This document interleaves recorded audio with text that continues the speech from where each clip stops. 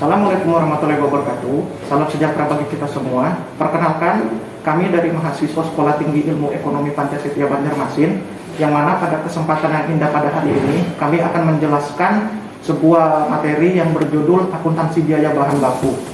Sebelum kami menjelaskan tentang materi akuntansi biaya bahan baku, izinkanlah saya untuk memperkenalkan seluruh anggota yang terlibat dalam pembuatan program ini. Perkenalkan, kami dari kelompok 3, jurusan manajemen, yang beranggotakan 6 orang. Nama saya Stephen Karen Bubung Bahagia. Saya di sini selaku moderator dan ketua kelompok. Perkenalkan, nama saya Rita Susanti, saya dari jurusan manajemen. Perkenalkan, nama saya Amia Nugrahni, jurusan manajemen. Perkenalkan, nama saya Maulida Rahmah, saya dari jurusan manajemen. Perkenalkan, nama saya Putri Aulia dari jurusan manajemen. Perkenalkan, nama saya Murni, jurusan saya manajemen. Baik anak-anak, saya rasa mungkin cukup sekian materi penjelasan dari saya. Sebelum kita mengakhiri perkuliahan di hari ini, kira-kira adakah di antara kalian yang ingin bertanya? Baiklah, kalau tidak ada, saya akan berikan kalian tugas ya. Tugasnya yaitu kalian membuat contoh soal yang berhubungan dengan materi akuntansi biaya bahan baku. Nah, untuk tugas yang saya berikan, kira-kira adakah yang ingin ditanyakan? Pak, saya ingin bertanya, bagaimana dengan tugasnya, pengumpulannya kapan? Ya, untuk batas pengumpulannya saya tunggu sampai besok. Jadi saya harapkan kalian secepatnya mencari referensi, dan besok saya tunggu juga hasil tugas yang akan kalian kerjakan, dan sekalian juga kalian mempresentasikan tugasnya. Kamu tugas kita nih. Bapaknya menjelaskan semuanya aja, tapi langsung memberi tugas. Dan kayaknya esok pula kayak apa ya, kan paham nggak? Bapaknya mau pergi dulu. Tugas apa deh? Oh, ini Kak, tugasnya dari Pak Adi, materi biaya bahan baku, belum tapi paham. Oh, tentang bahan baku. Itu kalau kamu aja. Soalnya kakak ada video referensinya. Oh, boleh Kak.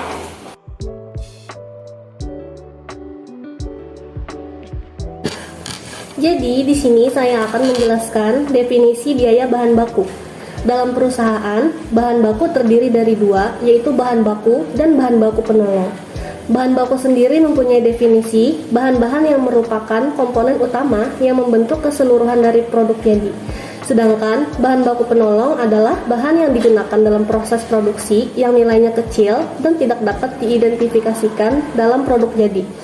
Contoh, produk kaos olahraga, bahan bakunya kain kaos, dan bahan penolongnya adalah benang. Bahan baku penolong ini masuk dalam komponen biaya produksi sebagai biaya overhead pabrik. Baik, di sini saya akan menjelaskan pembelian dan formulir pembelian.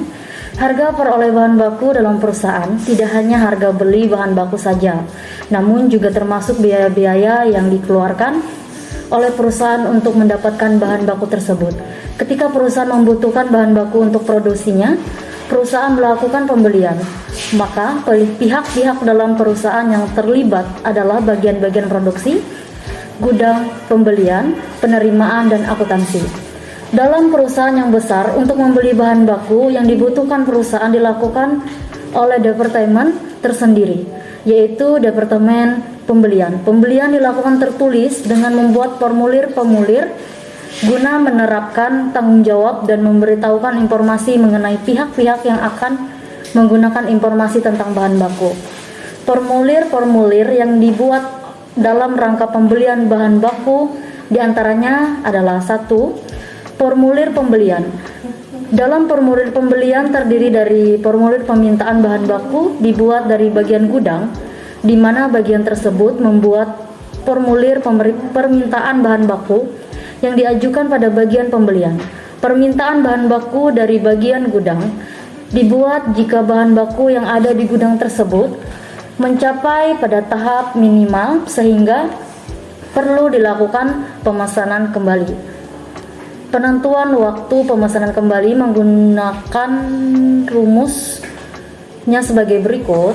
Reorder point sama dengan lead time kali rata-rata pemakaian tambah safety stock dengan keterangan lead time adalah waktu yang dibutuhkan antara barang yang dipesan sehingga sampai di perusahaan. Tingkat pemakaian bahan baku rata-rata per satuan waktu tertentu, persediaan pengamanan atau safety stock adalah jumlah persediaan barang minimum yang harus dimiliki oleh perusahaan untuk menjaga kemungkinan keterlambatan datangnya bahan baku. Oke, di sini saya akan menjelaskan harga pokok bahan baku yang dibeli. Maksud dari harga pokok bahan baku yang dibeli adalah sebagai dari harga pembelian, terus ada biaya pembelian seperti biaya angkut, biaya yang dikeluarkan untuk menyiapkan bahan baku dalam keadaan siap untuk diolah. Harga pembelian dan biaya angkutan adalah unsur harga pokok yang mudah dalam penghitungannya. Untuk perlakuan terhadap biaya angkutan ini dapat dibedakan sebagai berikut. Biaya angkutan diperlakukan sebagai tambahan harga pokok bahan baku yang dibeli. Biaya angkut dihitung berdasarkan kuantitas bahan baku. Contoh soalnya, perusahaan membeli 3 macam bahan baku dengan jumlah harga dalam faktur sebesar Rp700.000. Biaya angkutan yang harus dibayar untuk mengangkut 3 jenis bahan baku sebesar Rp200.000. Kuantitas masing-masing jenis bahan baku yang tercantum dalam faktur adalah bahan bakunya A 300 kg, bahan baku B 250 gram, bahan baku C 50 kg. Pembagian biaya angkutan kepada tiap-tiap jenis bahan baku adalah di sini terdapat jawaban soal yang ada di atasnya. Yang bagian keduanya, biaya angkutan tidak diperlakukan sebagai tambahan harga pokok bahan baku yang dibeli, namun diperlakukan sebagai unsur biaya overhead pabrik. Pada awal tahun perusahaan melakukan pembuatan anggaran untuk besarnya biaya angkut pembelian bahan baku akan dilakukan penaksiran sebagai unsur biaya overhead pabrik. Kemudian biaya angkutan yang sesungguhnya terjadi dan dikeluarkan kemudian dicatat dalam debit rekening biaya overhead pabrik sesungguhnya.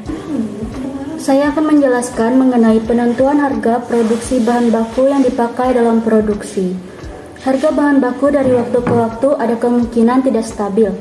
Maka dari itu, persediaan bahan baku di gudang terdiri dari beberapa harga.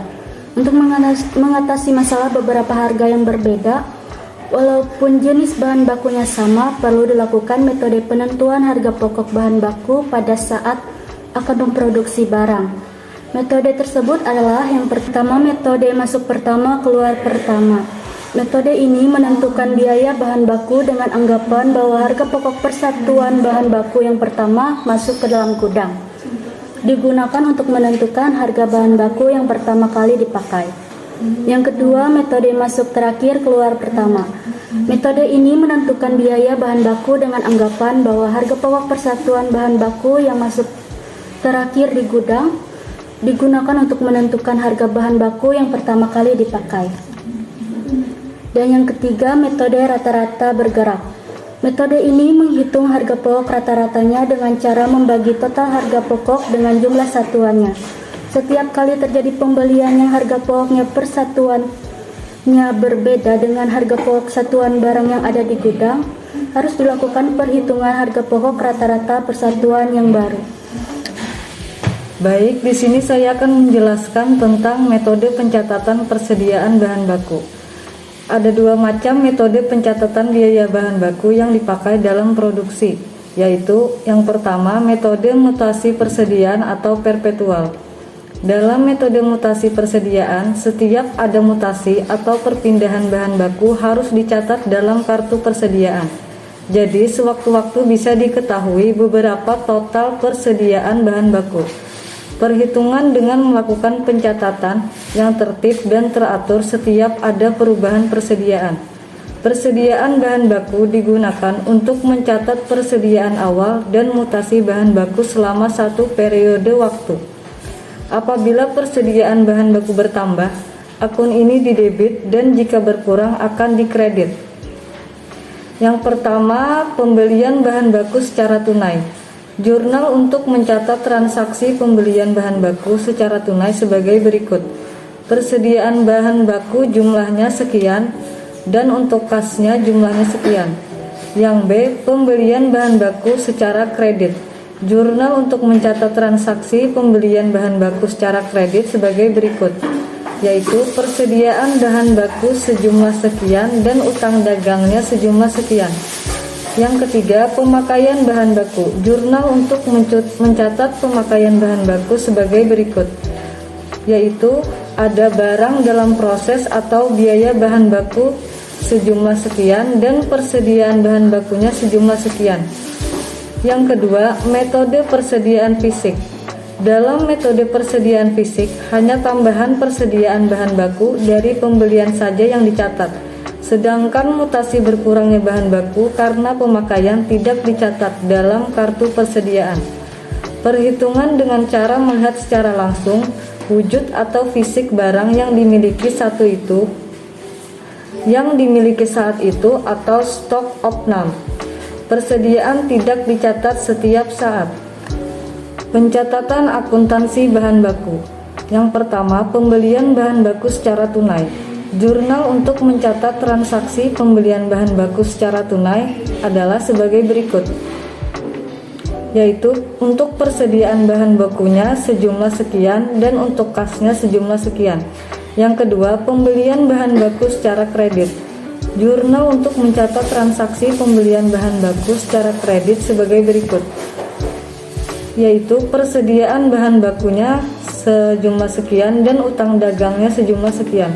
Yang ketiga, pemakaian bahan bakunya tidak dicatat.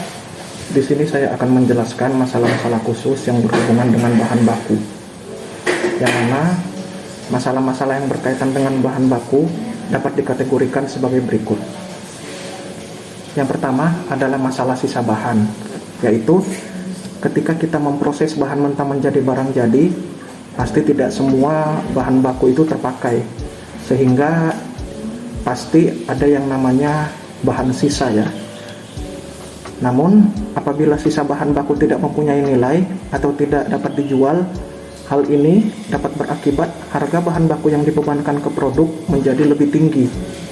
Jika sisa bahan mempunyai nilai, artinya bisa terjual, maka perlakuan hasil penjualan sisa bahan tersebut dapat sebagai pengurangan biaya bahan baku pesanan yang menghasilkan sisa bahan tersebut sebagai pengurangan biaya overhead pabrik yang sesungguhnya terjadi. Kedua adalah produk rusak. Seperti yang kita ketahui, produk rusak adalah produk yang tidak memenuhi standar yang telah ditetapkan, yang kemungkinan produk tersebut tidak dapat diperbaiki lagi.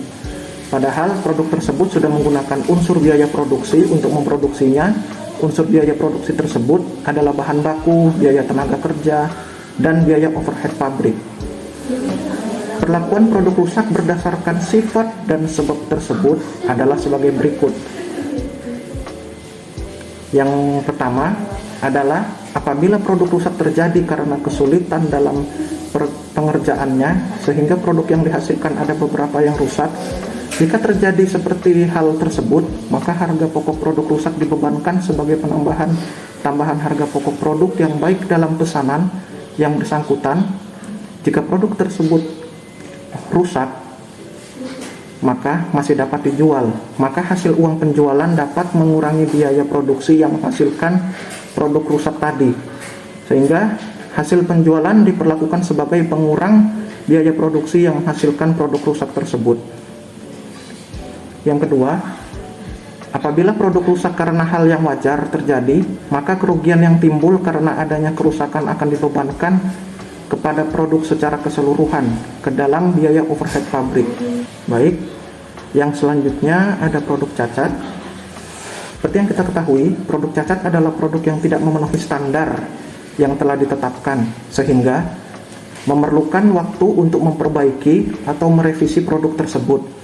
Untuk memperbaiki produk tersebut, maka diperlukan biaya perbaikan agar produk tersebut dapat dijual sesuai standar yang ditetapkan. Perlakuan terhadap biaya pengerjaan kembali produk cacat adalah mirip yang telah dibicarakan dalam produk rusak. Nah, dan kemudian dibagikan menjadi sebagai berikut. Yang pertama, apabila produk cacat terjadi karena kesulitan dalam pengerjaannya sehingga produk yang dihasilkan ada beberapa yang cacat, jika terjadi hal tersebut, maka harga pokok produk cacat dibebankan sebagai penambahan tambahan.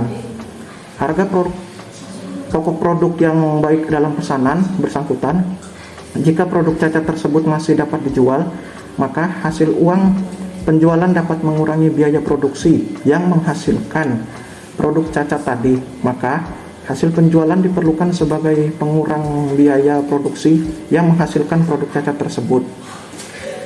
Yang bagian kedua, apabila produk cacat karena hal yang wajar terjadi, maka kerugian yang timbul karena adanya produk cacat akan dibebankan kepada produk secara keseluruhan ke dalam biaya overhead pabrik.